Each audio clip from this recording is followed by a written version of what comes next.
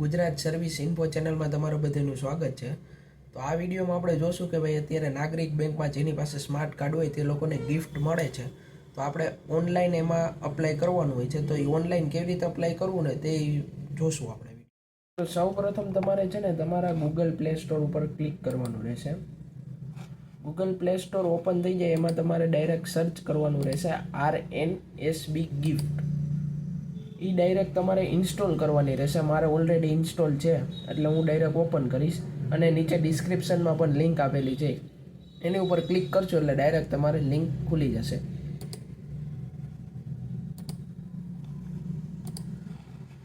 Open કર્યા પછી direct તમારે સિંગઅપ કરવાનું રહેશે। જો કરેલું હોય તો તમારે લોગિન ઉપર ક્લિક કરવાનું રહેશે। લોગિનમાં તમારે તમારા મોબાઈલ નંબર નાખવાના રહેશે। હું મારા મોબાઈલ નંબર નાખું છું।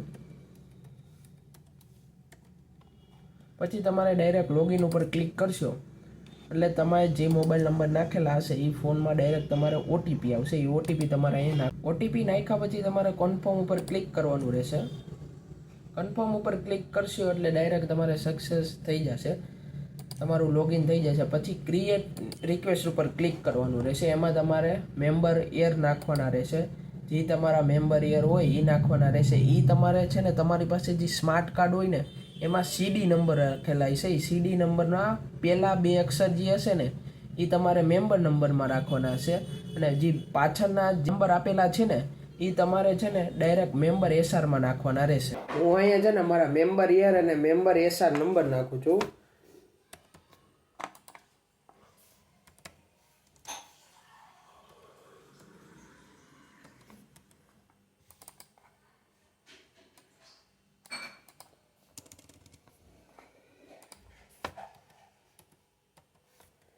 મેમ્બર યર અને મેમ્બર એસઆર નંબર નાખ્યા પછી તમારે કન્ટિન્યુ ઉપર ક્લિક કરવાનું રહેશે।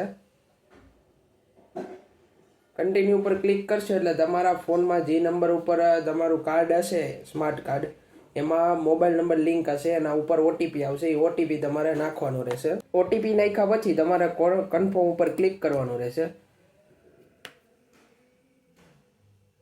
કન્ફર્મ ઉપર ક્લિક કરશો એટલે ડાયરેક્ટ તમારું એડ્રેસ આવી જશે। જો એડ્રેસ ચેન્જ કરવાનું હોય તો તમારે ક્લિક કરશો પેન્સિલ ઉપર ડાયરેક્ટ તમારું જે એડ્રેસ નવું નાખવાનું હોય તે નવું તમે નાખી શકશો એડ્રેસ।